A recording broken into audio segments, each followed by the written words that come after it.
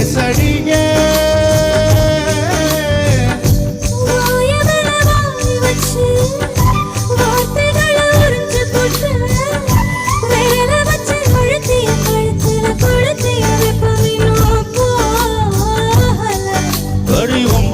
சொப்பு இல்ல